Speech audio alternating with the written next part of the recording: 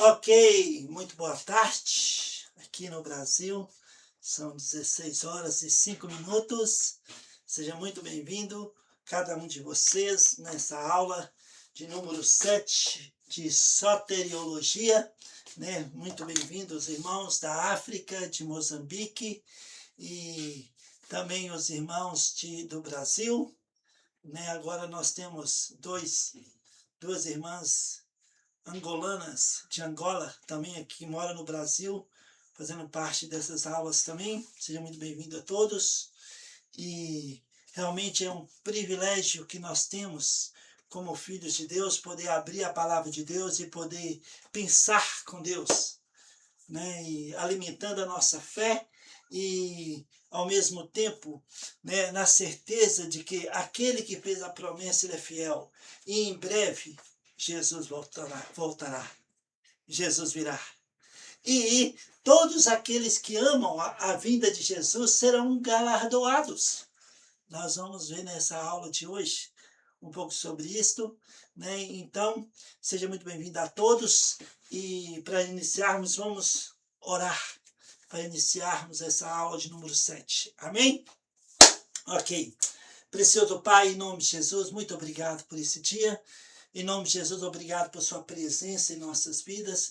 Quero colocar diante de Ti, ó Pai, cada aluno da África, do Brasil, ó Pai, diante do Teu trono da graça, alunos preciosos que estudam a Sua palavra, que o Senhor possa, ó Pai, capacitá-los por meio do Espírito Santo, de tal forma que eles sejam grandes instrumentos do Senhor, ó Pai, para proclamar o Evangelho de Jesus Cristo e compartilhar os seus pensamentos revelados na sua palavra. Te amamos, te adoramos, te damos a honra, a glória e o louvor e pedimos, Espírito Santo, unge nossos corações, abre nossos pensamentos, nos dê convicções, nos dê sabedoria e discernimento para que possamos deleitar na sua palavra. Toda honra, toda glória, todo louvor seja dado a Jesus Cristo, o autor e consumador da nossa fé, no nome do qual nós oramos e agradecemos. Amém. Amém? Ok.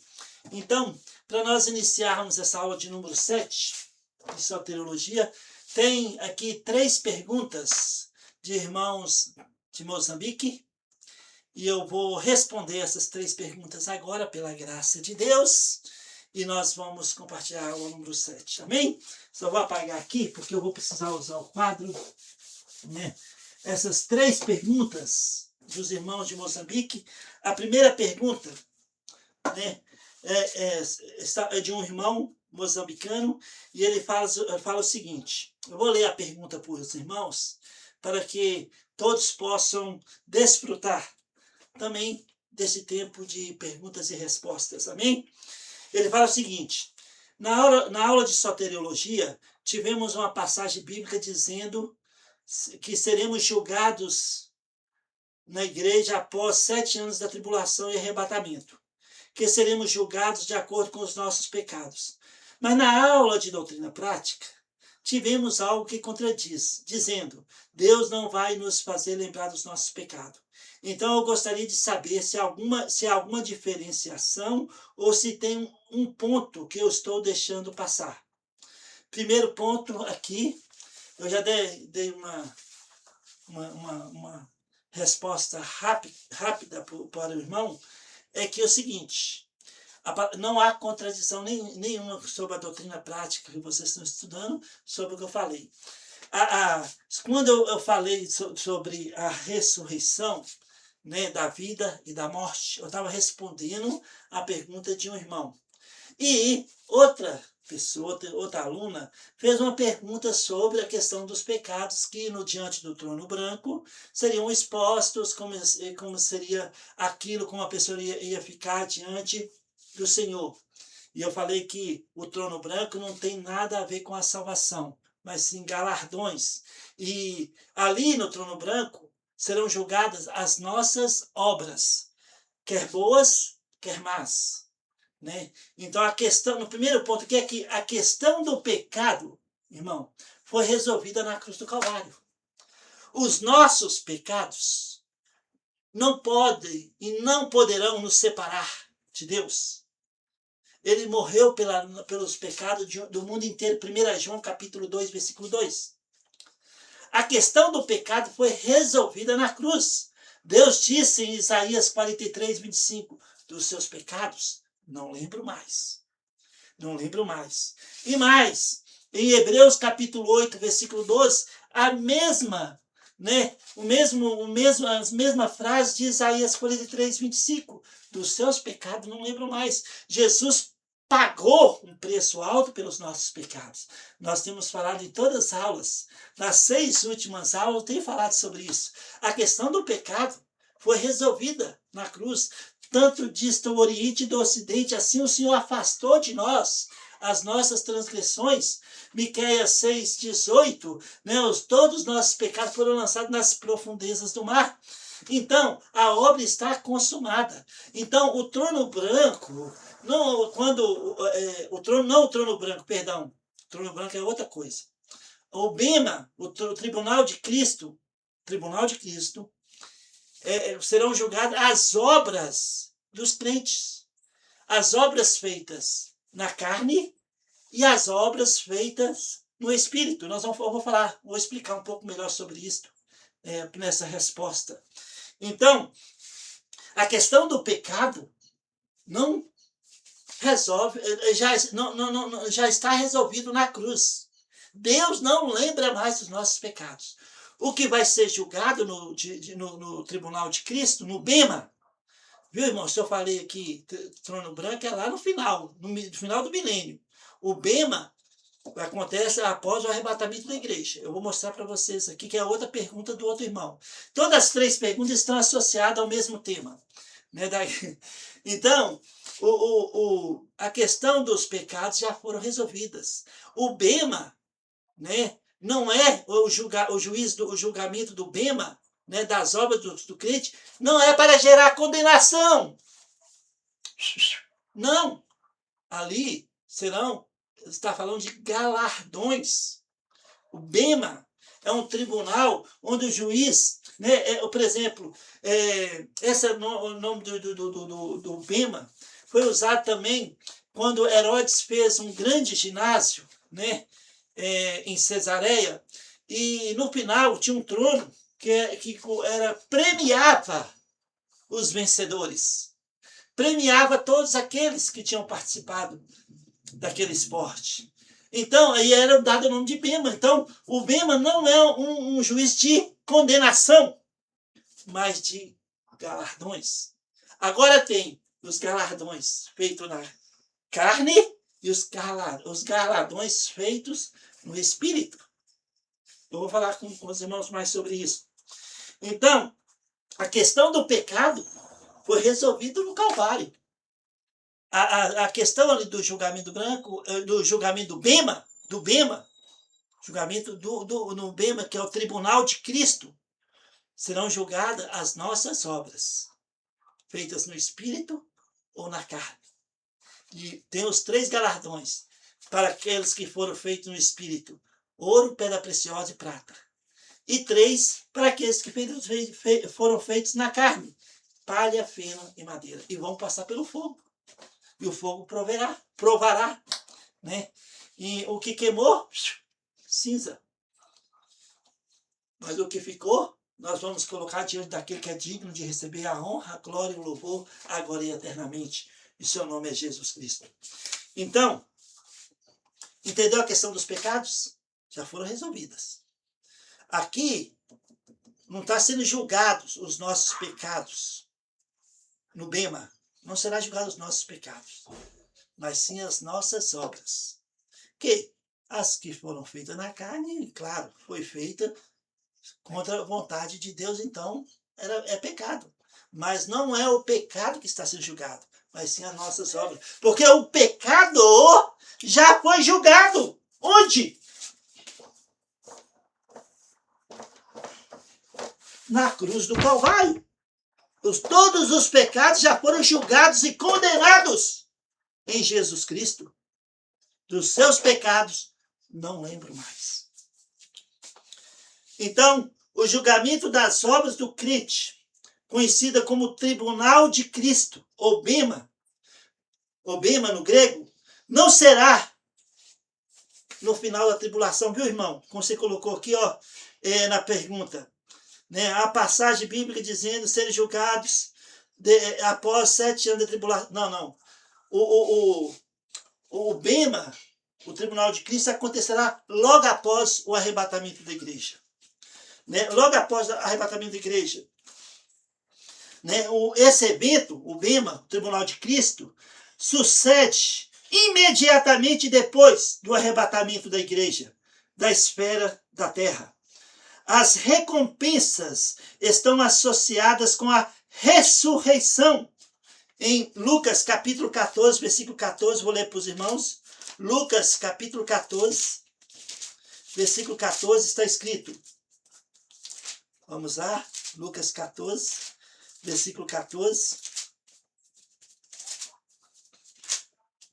Está escrito: serás bem-aventurado pelo fato de não terem eles com que recompensar-te. A tua recompensa, porém, tu a receberás na ressurreição dos justos. Lembram que eu falei das 4 ressurreições para a vida? E aqui já entra numa terceira pergunta que daqui a pouco eu vou responder. Né? A ressurreição para a vida, quem lembra? Número 1, Cristo as primícias dos que dormem. Os mortos em Cristo, desde de Pentecostes até o arrebatamento. Viu, irmão? Terceira ressurreição para a vida. Os santos da grande tribulação, no final dos 7 anos. E a 4ª ressurreição para a vida, os santos do Velho Testamento, que ressuscitarão no final da grande tribulação. E entrarão no milênio, porque todas as promessas foram feitas a eles. O milênio, o pacto abraâmico, o pacto palestino, o pacto davídico, o novo pacto, foram todos feitos a Abraão e a sua descendência. E cumprirão-se no milênio, após a volta de Cristo, depois dos 7 anos de tribulação.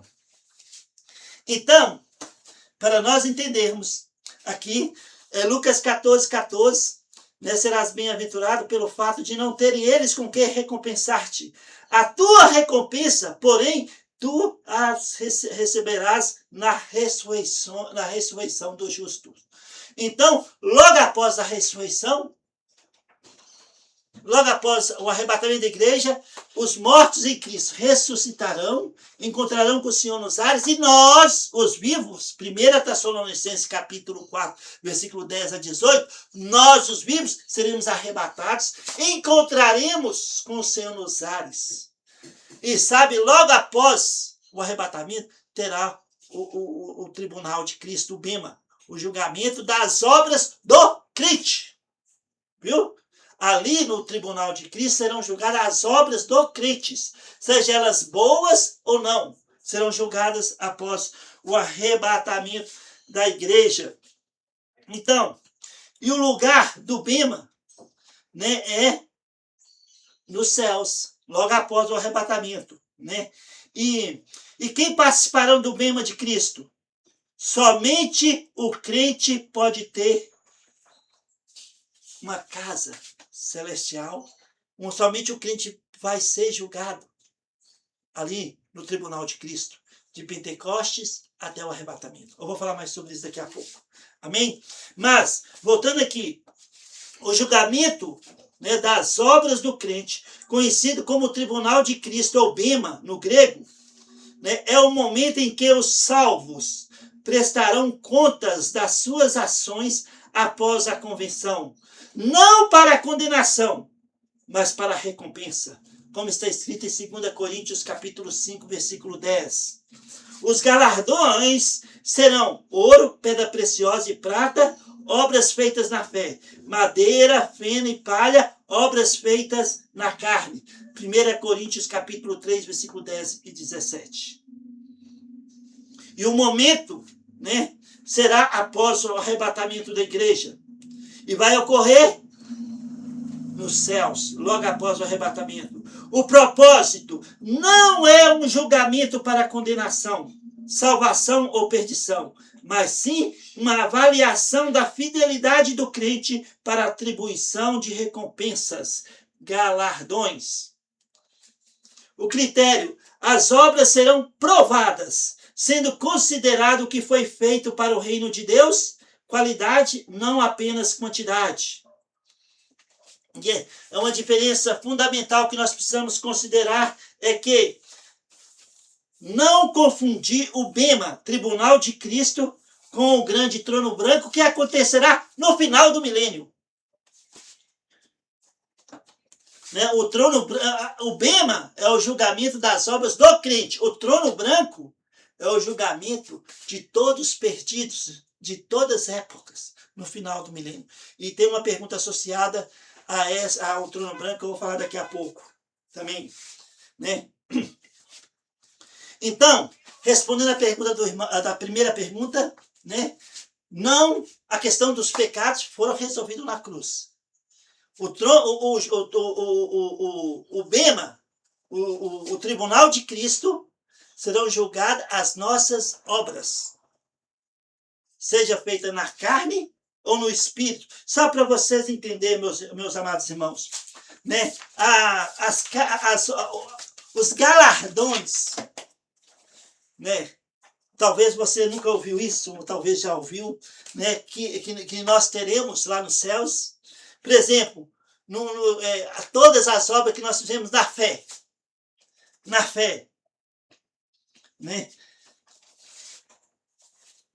Nós seremos galardoados. Só deixa eu ver algo que eu quero falar com os irmãos aqui também, que é muito importante. O Bema de Cristo, ou seja, o Tribunal de Cristo, será determinado aquilo que foi feito por Deus através do indivíduo e aquilo que o indivíduo fez por suas próprias forças. Aquilo que foi feito para a glória de Deus e aquilo que foi feito para a glória da carne. Tá vendo? Duas coisas. No Bema, eu vou repetir. O Bema de Cristo será determinado aquilo que foi feito por Deus através do indivíduo e aquilo que o indivíduo fez por suas próprias forças. Aquilo que foi feito para a glória de Deus e aquilo que foi feito para a glória da carne. Sabe, esse estudo aqui, esses irmãos que não saibam, eu tenho essa apostila que eu estudei em 1993 com o mestre Ivan Neves, né, e que fala sobre escatologia. É uma apostila maravilhosa.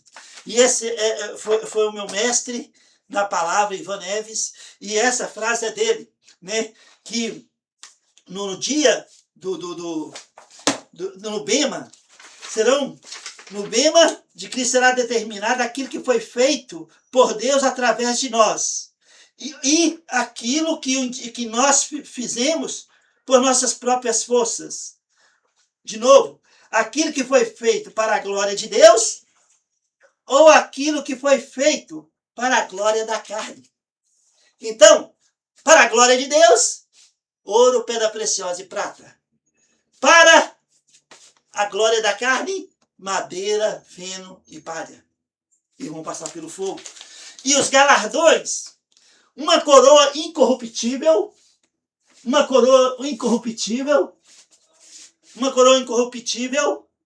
né, para aqueles que obtenham domínio sobre o velho homem. 1 Coríntios 9, 25. 1 Coríntios 9, 25. Coroa incorruptível para aqueles que obtenham domínio sobre o velho homem. Uma coroa de gozo, de alegria para os ganhadores de alma. 1 Tessalonicenses, capítulo 2, versículo 19. Número 3. Uma coroa da vida para aqueles que resistem às provas, resistem ao sofrimento, né? Número 3, e está em Tiago 1:12. Outra coroa aqui, uma coroa de justiça para aqueles que amam a sua vinda.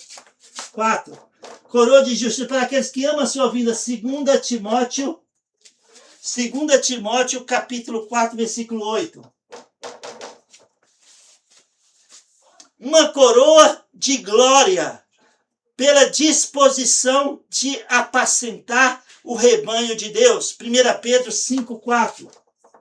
1 Pedro 5:4. Então, esses serão os galardões para aqueles que andaram no Espírito, né? Uma coroa incorruptível para aqueles que obtenham domínio sobre o velho homem, 1 Coríntios 9, 25. Uma coroa de alegria, de gozo para os ganhadores de alma, 1 Tessalonicenses 2, 19. Uma coroa de vida para aqueles que resistem às provas, Tiago 1, 12. Uma coroa de justiça para aqueles que amam a sua vinda, 2 Timóteo 4, 8. E uma coroa de glória pela disposição de apacentar, pastorear o rebanho de Deus, 1 Pedro 5, 4. Agora, esses são os galardões para aqueles que andaram na fé. Mas terão também os galardões para aqueles que andaram na carne. Que é feno, madeira e palha. O fogo provará. Lembra? Nós falamos sobre isso, eu vou ler daqui a pouco, 1 Pedro, capítulo 3, né, sobre isto, né? Então, viu, amado irmão? Você que fez a pergunta. Vamos nos concentrar na pergunta aqui, porque eu fico entusiasmado com escatologia e vou lá na frente. Então, Deus não lembra mais dos nossos pecados, está consumado. Essa é a nossa mensagem do nosso ministério no mundo inteiro. Deus não lembra.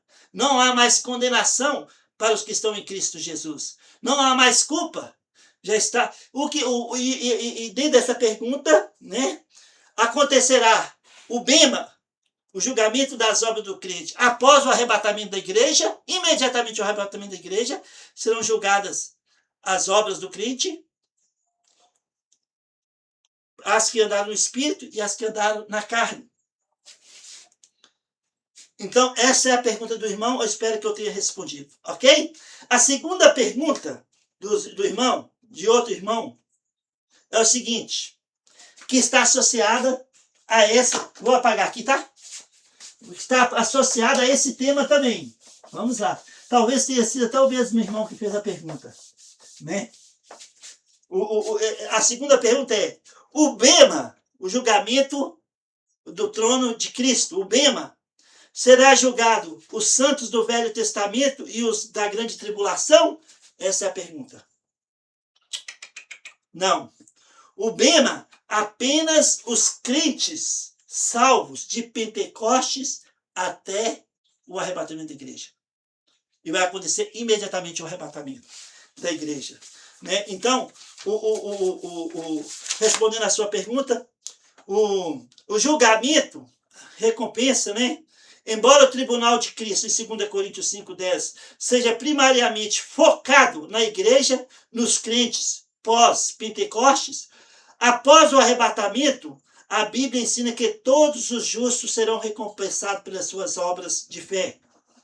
Os santos do Antigo Testamento serão julgados em sua ressurreição no final da grande tribulação.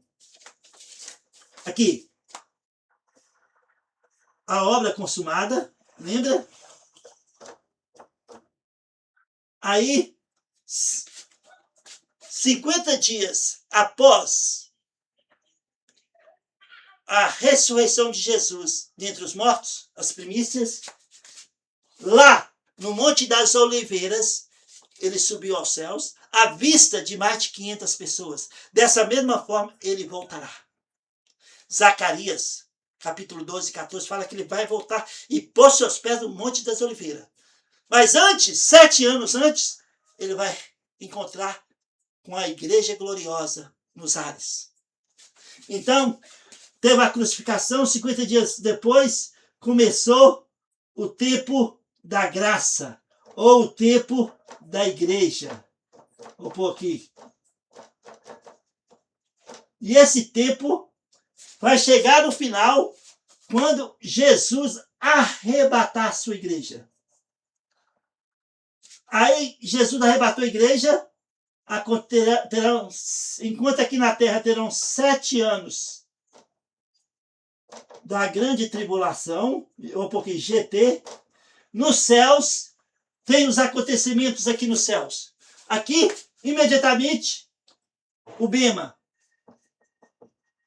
o julgamento das obras. Depois vai ter o quê? O casamento do noivo com a noiva. Apocalipse capítulo 19, para que acontecerá o quê? O casamento do noivo com a noiva. As bodas do cordeiro. A igreja é a noiva. Nós somos parte da noiva de Cristo. Tem o casamento. Enquanto tem o casamento, ou porque as bodas, opa, Deus passar a mão aqui não, que daqui a pouco eu passo a minha camisa e minha esposa não vai gostar. Né? As bodas do cordeiro, aqui na terra, 3 anos e meio de falsa paz. Os judeus vão falar assim, esse é o Messias, nós esperávamos, olha a paz mundial. E vão ter 2 testemunhas aqui, desses 3 primeiros anos, em Jerusalém. Eu, pessoalmente, creio que seja Elias, com certeza é um, Elias, e o outro, eu creio que seja Enoque. Os 2 que não provaram a morte física. Por quê? Porque depois de 3 anos e meio, essas 2 testemunhas serão mortas. E seus corpos ficarão 3 dias e meio expostos em Jerusalém. E depois o Espírito Santo entrará no corpo delas. E elas ressuscitarão à vista de todos e subirão aos céus. Aí o anticristo vai colocar sua imagem no lugar santíssimo dos judeus. No santo dos santos. Aí os judeus, opa! Esse é o anticristo. O Messias é aquele que nós crucificamos lá atrás. Então, haverá uma perseguição jamais vista pelos judeus. Aqui, nos últimos 3 anos e meio da grande tribulação. Uma perseguição jamais vista. Pior do que Hitler, quando matou 6 milhões de judeus. Vai ser uma perseguição dura. Durante 7 anos, o inimigo colocará um sinal na testa ou na mão do ser humano. A pessoa não vai poder comprar, não vai poder ir no hospital se não tiver essa marca. Vai ser uma perseguição jamais vista. Então, aquele que, durante os 7 anos, Mateus 24, perseverar até o final dos 7 anos da grande tribulação, sem receber a marca da besta na testa e na mão, esses entrarão vivos no milênio. Mas muitos serão decapitados, Apocalipse capítulo 20, aqui durante os 7 anos. E os santos, voltando à pergunta do irmão, os santos da grande tribulação, depois dos 7 anos, quando Cristo voltar, eles serão também julgados as suas obras. Após os 7 anos de grande tribulação. Né? Por exemplo, Mateus 25 fala de um julgamento, né? Um julgamento que acontecerá exatamente aqui, quando Jesus colocar os pés no Monte das Oliveiras, que o monte vai dividir em 2, Zacarias capítulo 12, ele vai pôr os pés do Monte das Oliveiras, e vai ter o julgamento de Mateus 25. As ovelhas e os cabritos. Ovelhas benditos do meu Pai, vem, entra, e eles serão julgados pela atitude, pelas ações que eles tiveram com os judeus durante a grande tribulação. Os meus pequeninos entrarão no milênio vivos, e os que morreram durante a tribulação ressuscitarão, serão galardoados também. E reinarão com Cristo. Apocalipse capítulo 20, versículo 4. E reinarão com Cristo. Então, aqui no final dos 7 anos, naquela hora mais escura de toda a história da humanidade, quando os judeus serem levados para o norte de Israel, sul do Líbano, num lugar chamado Vale de Esdraelon, ou Amagedon, com outro nome.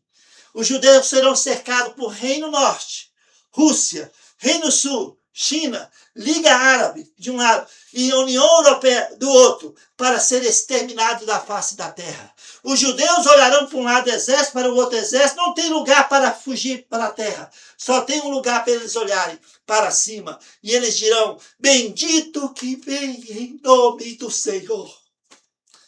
Então, naquele momento, mais escuro de toda a história da humanidade, como um raio que sai do Oriente e se prostra no Ocidente, assim será a vinda do Filho do Homem, num cavalo branco, como mais que vencedor, cavalo branco escrito, Rei dos Reis, Senhor dos Senhores, e com ele todos os santos, e ele virá, e com o sopro da sua boca serão mortos centenas de milhares. E ele vai colocar os pés no Monte das Oliveiras. Todos que receberam a marca serão mortos imediatamente. Não tem salvação para esses. Todos. Apocalipse capítulo 20, versículo 4 e 5.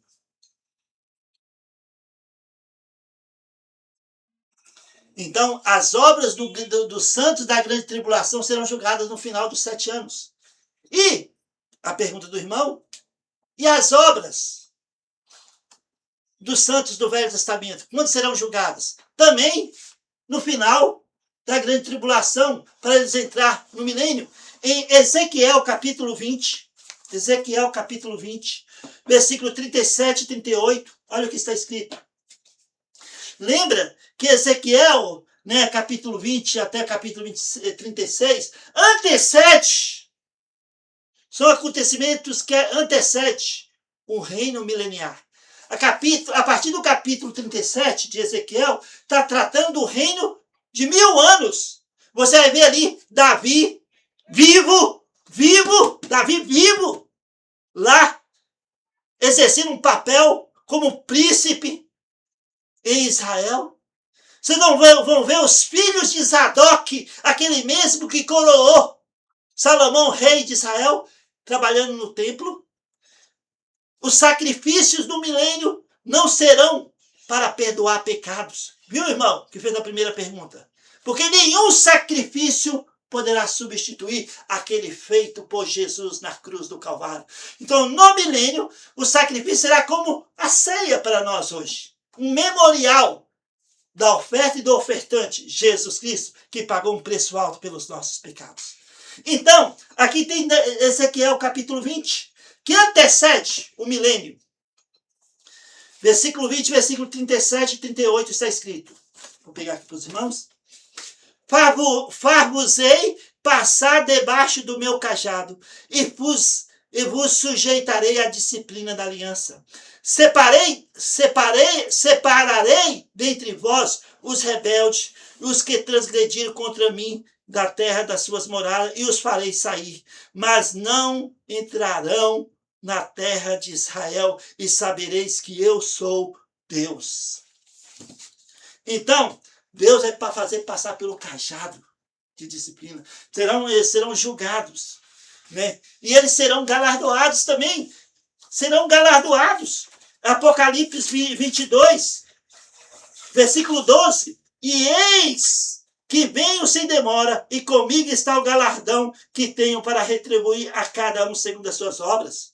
Segundo o quê? As suas obras. É o mesmo princípio também que Isaías, o profeta, disse, que ele virá e ele trará os galardões. Em Isaías 52, versículo 8, eis o grito dos atalaias. Eles erguem a voz, juntamente exultam, porque com seus próprios olhos, distintamente, veem o retorno do Senhor a Sião. E com ele estará os galardões. Isaías fala, amados irmãos, nós estamos aqui pela fé, esperando o grande dia do Senhor de sermos arrebatados. Então, o irmão que fez a segunda pergunta, né? Voltamos aqui na segunda pergunta do irmão. Opa, tô pegando aqui.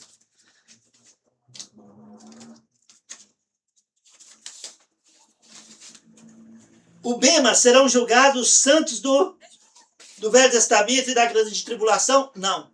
O bema se acontecerá após o arrebatamento da igreja e serão julgados as obras dos crentes em Cristo Jesus, de Pentecoste até o arrebatamento.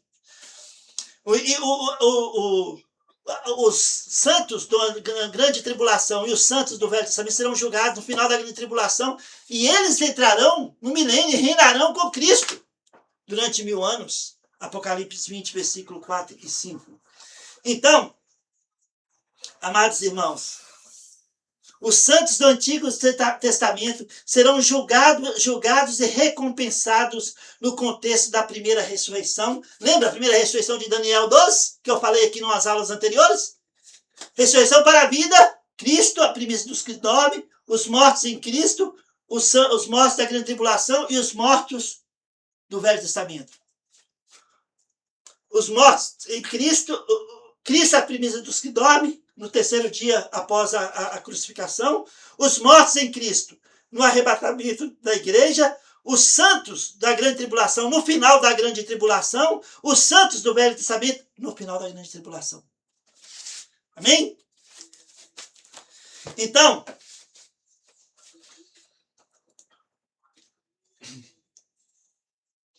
este julgamento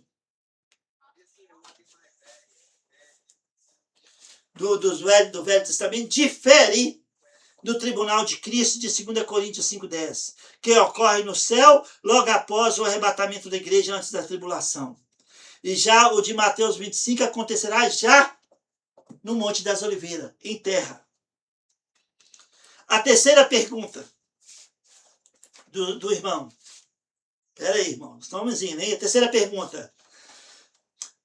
Sobre onde... A pergunta é sobre onde ocorrerá o julgamento do trono branco.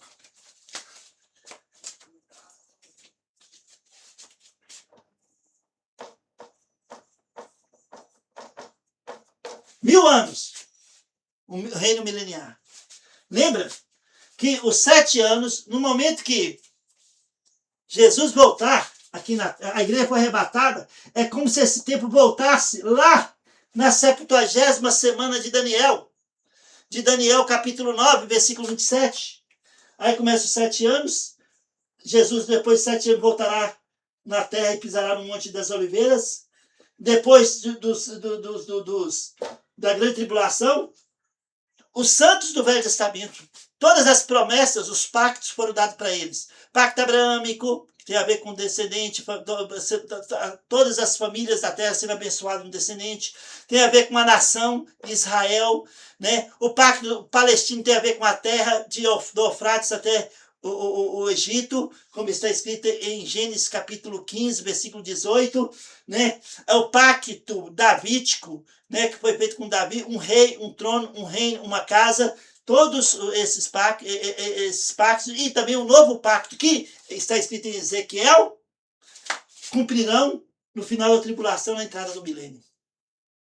Aí terá uma casa, um trono, um rei e um reino. O rei dos reis, filho de Davi, Jesus Cristo.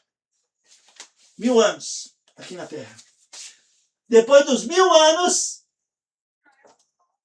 acabou os 1000 anos, Satanás será solto com seus demônios por um breve tempo.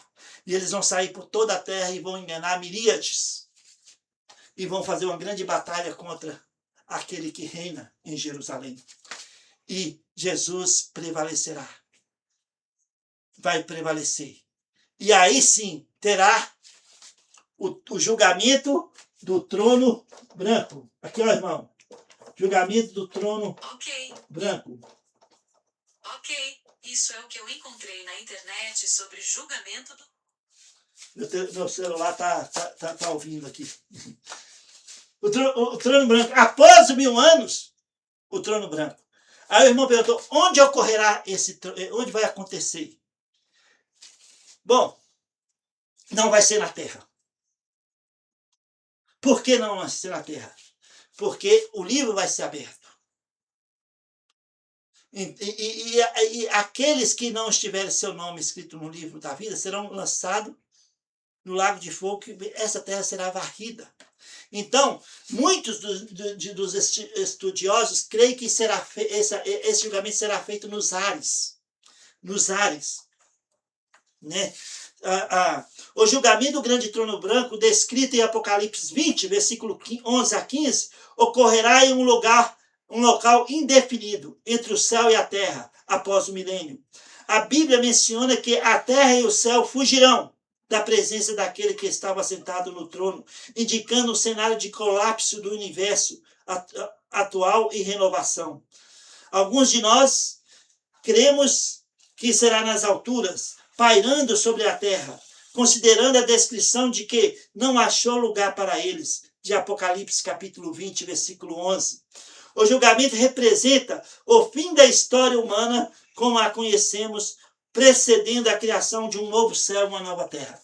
Então, o trono branco será o julgamento de todos perdidos, desde Adão até o final da grande até o final do milênio. Até o final do milênio, porque muitos, durante que nasceram no milênio, vão seguir o inimigo no final dos 1000 anos contra o Messias, o Rabashia ben Davi, o Messias, filho de Davi.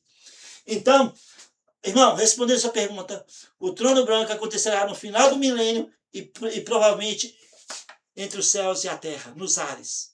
Aí, aquele que não tiver... Todos os perdidos serão postos, colocados de pé diante de Jesus Cristo. Por quê? Porque eles não têm o Espírito Santo. Então eles vão ser colocados de pé. E eles vão ouvir a sentença. Eles vão ver, vai ser provado para eles que o nome deles não está escrito no livro da vida. E eles serão lançados no lago do inferno. Preparado para Satanás e seus anjos. Mateus 27, 41. O homem vai ser um intruso no inferno. Porque o inferno foi preparado para Satanás e seus anjos caídos. Mateus 27, 41. Então, serão lançados no inferno, e essa terra lavada pelo fogo, e terá novos céus e nova terra. Amém? Respondido as perguntas? Ok? Aleluia? Ô, glória! Aleluia! Deixa eu apagar aqui.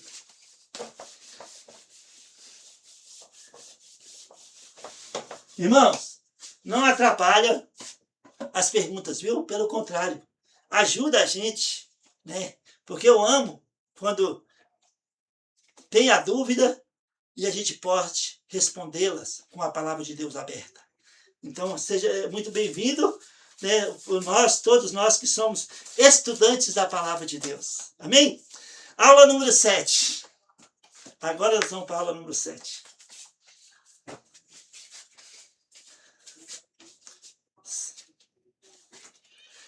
A salvação e o arrependimento pela fé. A salvação é um dom da graça de Deus, recebido através da fé em Jesus Cristo. O arrependimento não é um remorso, né? Mas uma mudança de mente e atitude que leva a abandonar o pecado e voltar-se para Deus. É o reconhecimento do erro, seguido do desejo genuíno de mudança, que junto com a fé promove uma mudança de vida e direção. Ó, irmãos, a fé ela é alimentada com a palavra de Deus. Nós vamos ver os versículos daqui a pouco. Né? Então, a fé é gerada quando, por exemplo, não sei como você nasceu de novo, eu nasci de novo no ano de 1991, ou seja, 34 anos atrás, no nosso ministério, eu nasci de novo, na Praça 7. Eu cheguei na Praça 7, aqui em Belo Horizonte, e tinha uma equipe de mímica fazendo evangelismo. E eu parei para assistir aquela equipe de mímica, e eles estavam falando sobre a obra consumada. No final da mímica, uma jovem veio conversar comigo, que estava com o rosto pintado.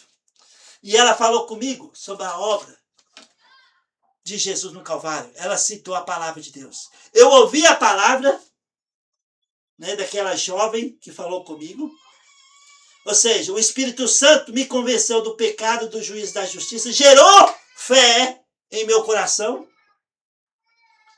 E eu confessei Jesus como Salvador com essa jovem, com o rosto pintado de mímica.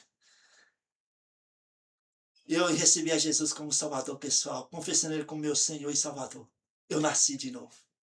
Isso no ano de 1991. E naquele dia, aquela jovem com o rosto pintado falou: venha, nós vamos ter culto agora na igreja. Vamos para a igreja conosco? E eu fui para a igreja pela primeira vez, com aquela jovem, com aquela equipe de mímica, porque era próximo. A igreja era ali próximo de onde nós estávamos. E aí ela tirou a máscara e sentou do meu lado. Para mim, sabe, naquele dia foi o dia mais especial de toda a história da minha vida. Eu gostava muito de futebol e gosto de futebol até hoje. Muito de futebol. Sou torcedor do Atlético Mineiro. Então, tinha uma resistência para mim, né, naquela época, de se tornar crente e não poder mais assistir jogo do meu time.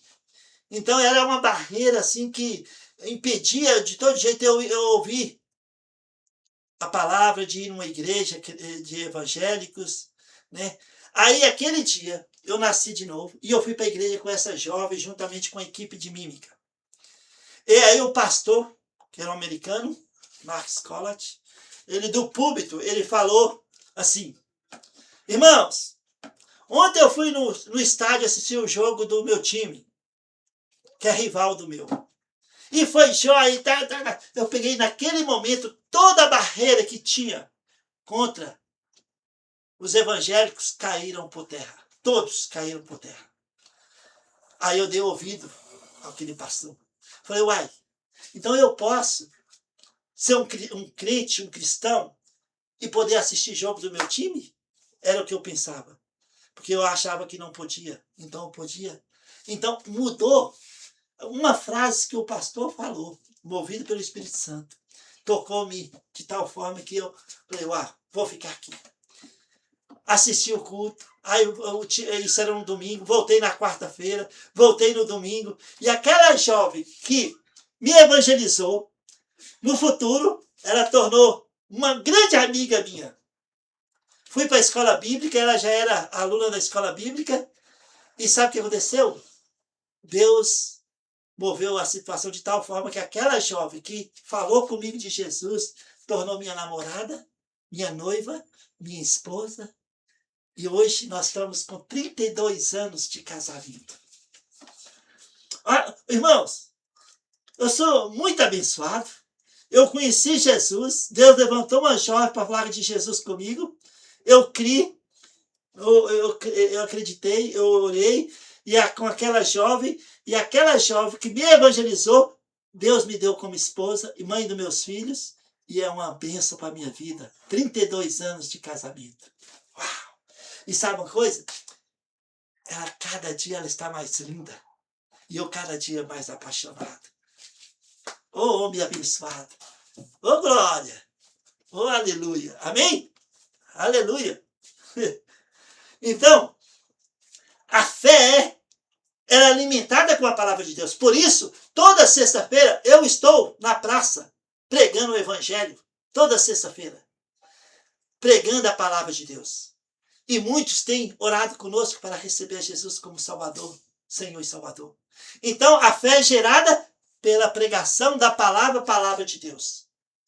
O Espírito Santo convence do juízo, da justiça, do pecado, do juízo e da justiça. E a pessoa se rende a Jesus Cristo. Ela nasce de novo. Passa a ser um filho de Deus. Então, enquanto o arrependimento é a conversão, o abandono do pecado, a fé é a confiança plena no Salvador, Jesus Cristo, sendo ambos considerados dons divinos e inseparáveis para a salvação. Então, a fé é como meio, não como mérito. Romanos capítulo 4, versículo 5. Olha lá comigo. Romanos capítulo 4, versículo 5. Está escrito, mas, Paulo diz o seguinte, mas, ao que não trabalha, porém crê naquele que justifica o ímpio, a sua fé lhe é atribuída como justiça. A fé como meio, né? Como meio. A fé não é a causa da salvação, mas o instrumento, a mão vazia que recebe o presente da graça manifestado na cruz do Calvário, na pessoa de Jesus Cristo.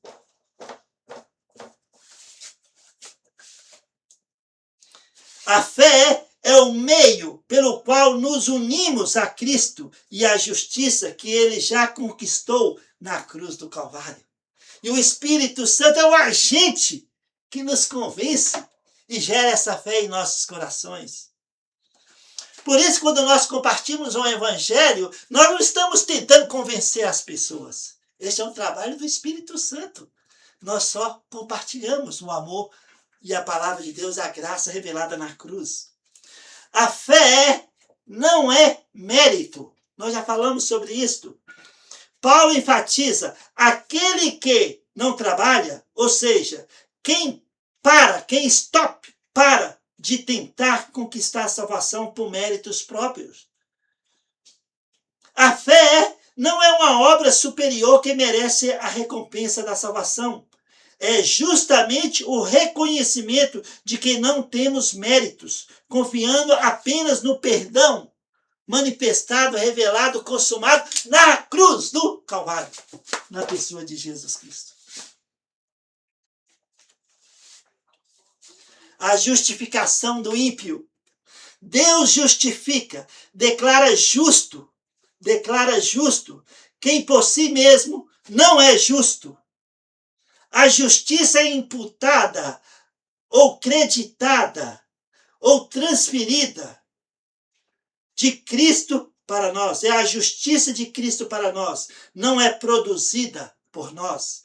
Romanos 3, 24 a 26. Eu já falei aqui 300 vezes. Romanos 3, 24 a 26. Pela fé fomos justificados gratuitamente.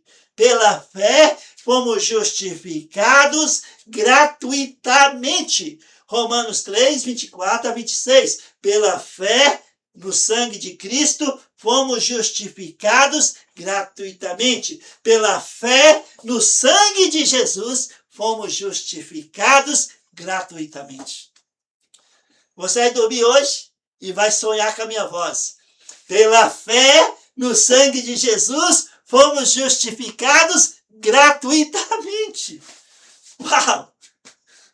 Fantástico, né? E o Paulo usa o exemplo de Abraão, né? Paulo cita Abraão que creu antes de qualquer ritual, circuncisão ou obra da lei, mostrando que a fé foi o meio da sua aceitação. Em resumo, Romanos 4, 5 ensina que a fé é a apropriação da graça de Deus, como nós falamos na aula anterior, descartando qualquer tentativa de mérito humano. Qualquer tentativa de mérito humano é descartável. A fé é como objeto correto. Cristo, em João capítulo 14, versículo 6, que Jesus disse: eu sou o caminho, eu sou a verdade e eu sou a vida. Ninguém, mas ninguém vai ao Pai a não ser por mim. Jesus disse, né? A fé, né, refere-se a depositar a confiança salvífica exclusivamente em Jesus Cristo e não em obras humanas, ou religiões, ou méritos próprios. João capítulo 14, versículo 6. Também Atos capítulo 4, versículo 12. São pilares bíblicos que estabelecem a exclusividade de Cristo como único mediador entre Deus e a humanidade. O objeto da fé Jesus Cristo. João 14,6. O caminho, a verdade e a vida. Jesus declarou: eu sou o caminho, a verdade e a vida. Ninguém vai ao Pai a não ser por mim. Ele não apenas mostra o caminho, ele é o caminho. Ele não só mostra a verdade, ele é a verdade. Ele não só mostra a vida ou dá vida, ele é a vida. Ele é o único meio que o homem pode chegar até Deus. A exclusividade não é excludente, mas aponta para a única via de acesso à fé dele. Em Atos 4, versículo 12, essa salvação exclusiva, Pedro afirma que em nenhum outro há salvação, porque também debaixo do céu nenhum outro nome há, dado entre os homens, pelo qual devamos ser salvos. Isso enfatiza que o nome, a pessoa e obra de Jesus Cristo é o único meio instituído para a salvação do homem. A fé verdadeira, irmãos, não é apenas acreditar intelectualmente, mas confiar totalmente na pessoa e obra de Jesus Cristo para a salvação. Os elementos dessa fé incluem conhecimento da palavra de Deus, compreender o evangelho, que gera o quê? Fé, porque o Espírito Santo vai nos convencer do pecado, do juízo e da justiça, usando o quê? A palavra de Deus. Então, um dos elementos da fé inclui conhecimento da palavra de Deus. Concordância, aceitar a verdade da palavra de Deus e a necessidade de salvação. Confiança, entregar-se totalmente a Cristo como Salvador. A fé bíblica funciona como um veículo que conecta o homem a Cristo, sendo um dom de Deus e não algo gerado pelo esforço humano. Romanos 10, 15 a 17. Vamos ler Romanos 10. Romanos 10, versículo 15 a 17. 13 a 17. Porque todo aquele que invocar o nome do Senhor será salvo. Como, porém, invocarão aquele em quem não creram? E como crerão naquele de quem nada ouviram? E como ouvirão se não há quem pregue? Tem uma música da Márcia Vincent, que foi missionária junto com o pastor Cliff na África. Pregue a palavra e insista. Pregue a palavra. Como pregarão, se não forem enviados? Como ouvirão, se não há quem pregue? Pregue a palavra e insista. Eu não sou um bom cantor, né? Mas lá no céu serei. Então, versículo 15. No versículo 14, como, porém, invocarão aquele a quem não creram? E como crerão naquele de quem nada ouviram? E como ouvirão se não há quem pregue? E como pregarão se não forem enviados? Como está escrito, quão formosos são os pés do que anuncia coisas boas. Mas nem todos obedeceram o evangelho, pois Isaías disse, Senhor, quem acreditou na nossa pregação? Citando Isaías 53. E assim a fé vem pela pregação, e a pregação pela palavra de Cristo. Então, a fé é alimentada com a palavra de Cristo. Amém? Jesus é o único meio de acesso a Deus. Um único mediador. Ele é o único mediador e caminho para Deus. Sentado à direita do Pai. 1 Timóteo capítulo 2, versículo 5 está escrito. 1 Timóteo capítulo 2, versículo 5 está escrito. Porquanto há um só Deus e um só mediador entre Deus e os homens, Cristo Jesus, homem. Sacrifício eficaz. A salvação não ocorre por obras, mas pela graça, como nós falamos na semana passada. Por meio da fé no sacrifício de Jesus na cruz. Romanos 2,8, pela graça sois salvos mediante a fé, não vem de obras. É dom de Deus. A verdadeira vida, Jesus é a fonte de vida, transformando a vida de quem crê e gerando frutos de amor e obediência. Ok, vamos parar 5 minutinhos aqui, já voltamos com essa aula, né? São 1 hora que nós estamos falando direto, 5 minutinhos já voltamos, ok?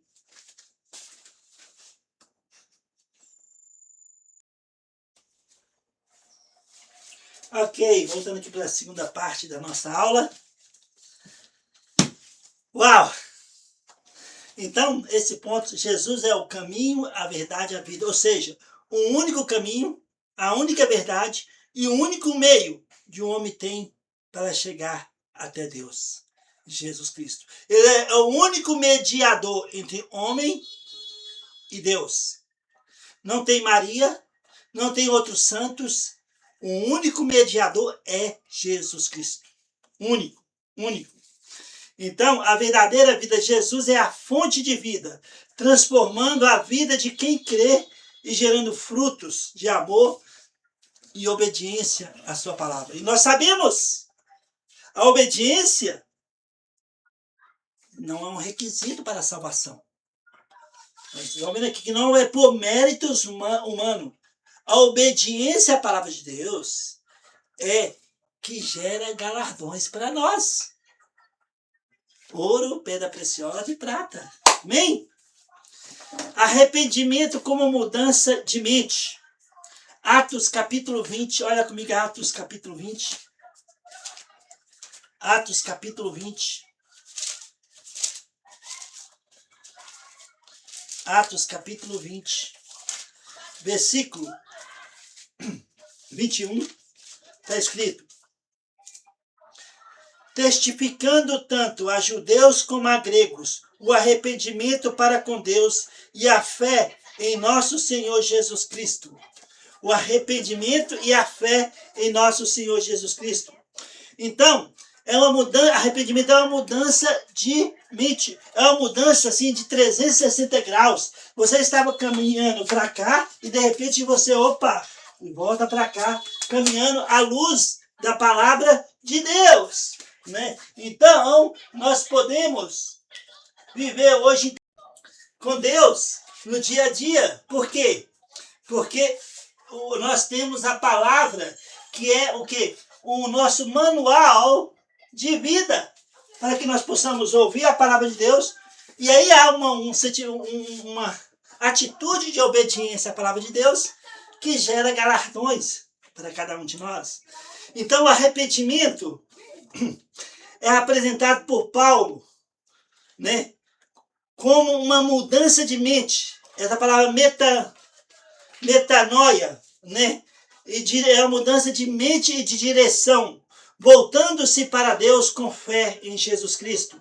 Isso implica em concordar com a avaliação divina sobre o pecado revelado na palavra, mudando de vida e comportamento, sendo um passo essencial para que nós possamos, né, discernir a obra consumada e nascer de novo.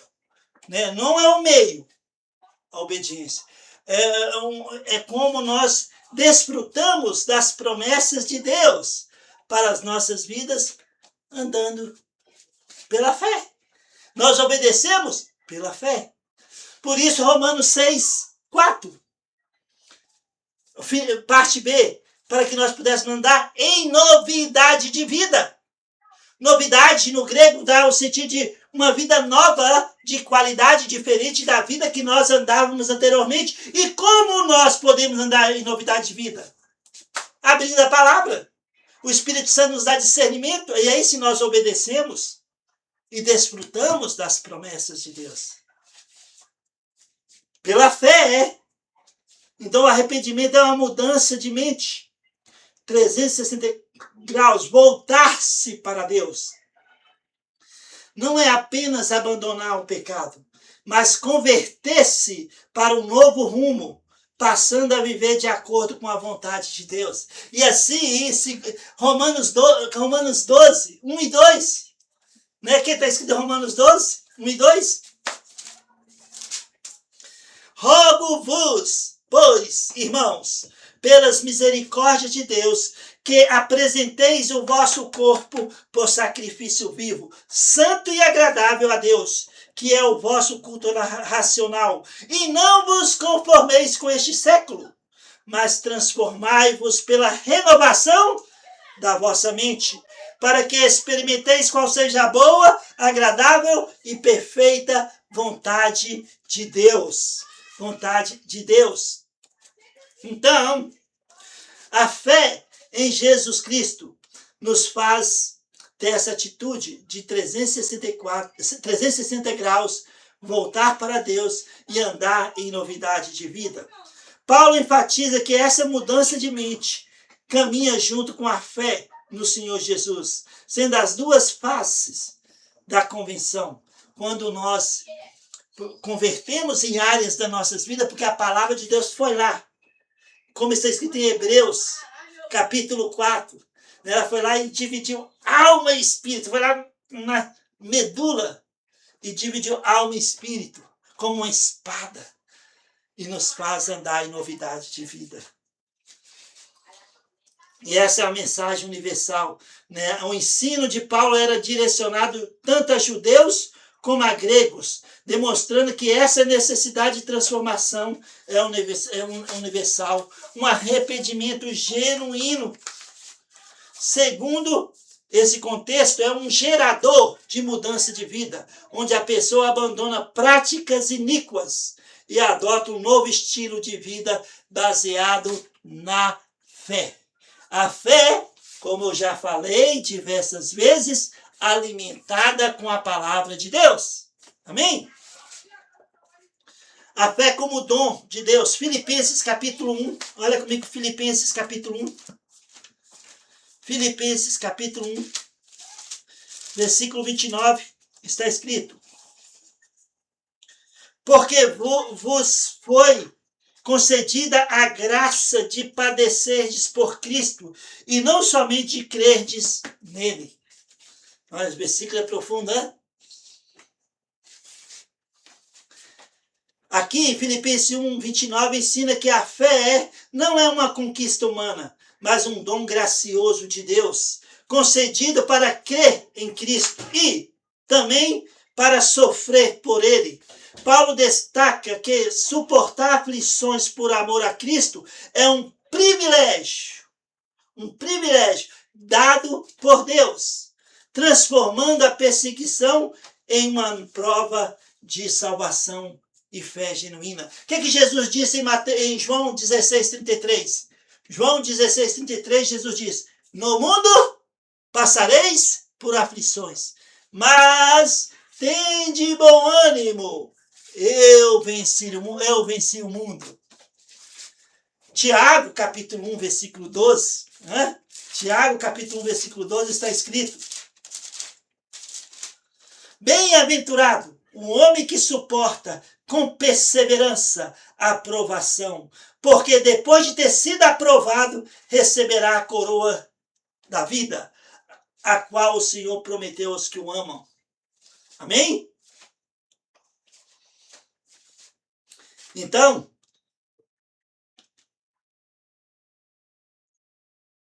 o sofrimento é um privilégio para que nós possamos desfrutar e receber a coroa da vida, como está escrito em Tiago 1,12. Esse versículo de Filipenses 1,29 fala que a graça, a fé como graça, foi concedido e dado o privilégio, indicando que a capacidade de crer vem de Deus e não de esforço próprio. O pacote da fé é crer em Cristo e sofrer por ele, são apresentados como duas faces da mesma graça dada aos crentes, aquele que é nascido de novo. O sofrimento mencionado não é uma punição, mas uma participação no mesmo combate de Paulo, fortalecendo a fé no meio das provações. Esse versículo encoraja os cristãos a permanecerem firmes, vendo o sofrimento por causa do evangelho como uma distinção divina e não um sinal de derrota. Então, no momento das provações, no momento do sofrimento, amados irmãos, nós precisamos entender. Salmos 31, versículo 7. Davi disse: Deus, eu me alegrarei e me regozijarei, porque o Senhor tem visto as minhas aflições. O Senhor conhece as angústias da minha alma. Olha, Davi falando, Senhor, eu vou me alegrar, vou me regozijar. Paulo disse em Filipenses 4:4, alegrai-vos sempre no Senhor, outra vez vos digo, alegrai-vos no Senhor. E Davi disse em Salmos 31, versículo 7, Senhor, eu vou me alegrar, vou me regozijar, porque o Senhor vê as minhas aflições. O Senhor conhece as angústias da minha alma. Então, Deus não permitirá que soframos além do que possamos suportar. Ele vê e Ele conhece. Então, é um privilégio para nós, como filhos de Deus, padecermos, como está escrito em Filipenses capítulo 1, versículo 29. Então, testemunho da nossa fé, firmes em Jesus Cristo. Por último, a salvação imediata no momento da fé. João 5, 24. Jesus disse, em verdade vos digo, quem ouve a minha palavra e crê naquele que me enviou, tem a vida eterna. Passou da morte para a vida. Jesus disse, essa é uma passagem bíblica mais clara sobre a salvação imediata e a segurança eterna no momento da fé em Jesus. O texto diz, em verdade vos digo, quem ouve a minha palavra e crê naquele que me enviou, tem a vida eterna. Não entra em condenação, mas passou da morte para a vida. Aqui estão os pontos fundamentais baseados neste versículo. Salvação no presente. Tem a vida eterna. Jesus utiliza o tempo presente tem, indicando que a vida eterna não é apenas um presente futuro após a morte, mas uma posse imediata no momento em que a pessoa deposita sua fé em Cristo Jesus, ou seja, no momento que ela nasce de novo. Ela já tem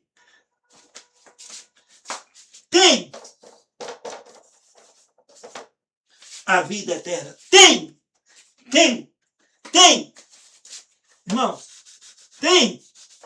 Significa que não é terá, ou talvez, ou se perseverar. Não, tem a vida eterna. Próxima semana eu vou falar sobre a segurança do crente. Aquele que tem a vida de Cristo, aquele que nasceu de novo, tem a vida eterna. O crente, o verdadeiro crente, aquele que nasceu de novo, jamais poderá perder sua salvação. Quando ele peca, ele perde a comunhão com Deus e não a sua salvação. E essa comunhão é restaurada no momento que ele confessa seus pecados, sacode a poeira e caminha em novidade de vida, como se nunca tivesse pecado. Isso é o que a cruz do Calvário proporciona para cada um de nós que somos nascidos de novo. Hebreus 9,14, o precioso sangue de Cristo purifica a nossa consciência de obras mortas. Nós voltamos aqui para João 5,24. A passagem da morte para a vida. A expressão passou da morte para a vida utiliza um termo verbal no grego que indica uma ação completada no passado com resultados contínuos. Ou seja, no instante da fé, a transição espiritual da morte, separação de Deus para a vida, união com Deus, já ocorreu imediatamente. Passou da morte para a vida. A morte espiritual para a vida espiritual. Ele nasce de novo. Segurança contra o juízo. Quem crê na palavra de Jesus não entrará em condenação ou julgamento. A salvação imediata garante que a condenação pelo pecado já foi quitada em Cristo Jesus. Tem uma música que nós cantamos, hein? Justificados sem merecer. Né? Um dia eu vou aprender a cantar, né? Todinha. Essa música. É a salvação imediata. A nossa dívida já foi quitada. Como eu já falei nas últimas aulas sobre tetelestai, a nossa dívida já foi paga. E o preço não foi ouro, não foi pedra preciosa, mas sim o precioso sangue de Jesus, derramado uma única vez por toda a eternidade. Hebreus 9, 26, Hebreus 10, 12, Hebreus 10, 14, Hebreus 10, 16. Uma vez para sempre. Ele pagou o preço pelos pecados e assentou à destra de Deus Pai Todo-Poderoso.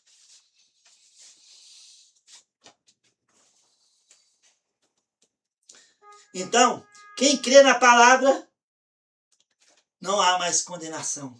Romanos 8, 1. Nenhuma condenação há para os que estão em Cristo Jesus. As condições do coração, o versículo associa o ouvir e crer com receber a vida eterna. Não se trata apenas de escutar intelectualmente, mas de confiar e aceitar o Pai que enviou o Filho para morrer em nosso lugar na cruz do Calvário.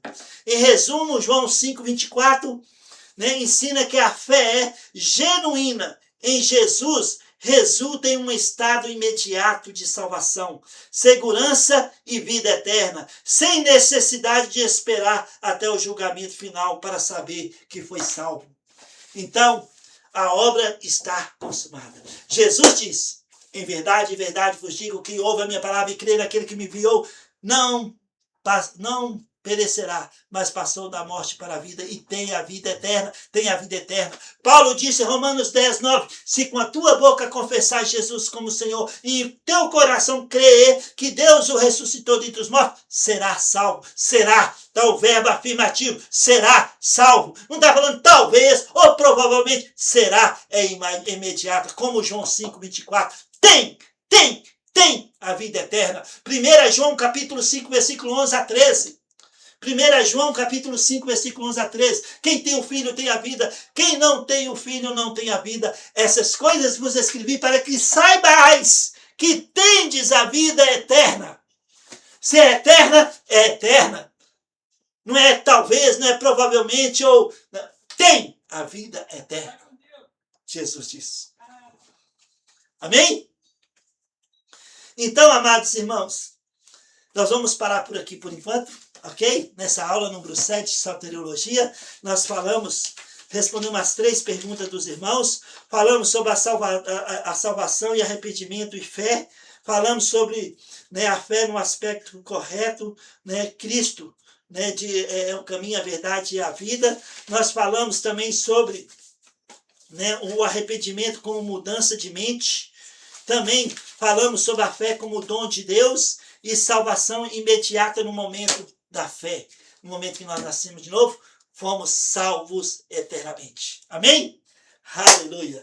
Então, que Deus abençoe você, que Deus abençoe sua família, que Deus te dê o desejo imensurável de estudar a sua palavra, cada dia, cada momento, sendo um instrumento da graça de Deus, sendo um troféu da graça de Deus, para que Deus possa te usar graciosamente na vida dos outros. Outros, Senhor, que esse seja o nosso pensar. Outros, que o nosso aprendizado da palavra de Deus possa criar em nós um desejo imensurável de ensinar a outros. Nós colocarmos em prática o que nós estamos aprendendo e compartilhar com outros. Outros, que esse seja o nosso pensar, que esse seja o nosso alvo. Outros, Senhor. Outros. Que Deus abençoe você. Que Deus abençoe sua família. No nome glorioso de Jesus. Amém.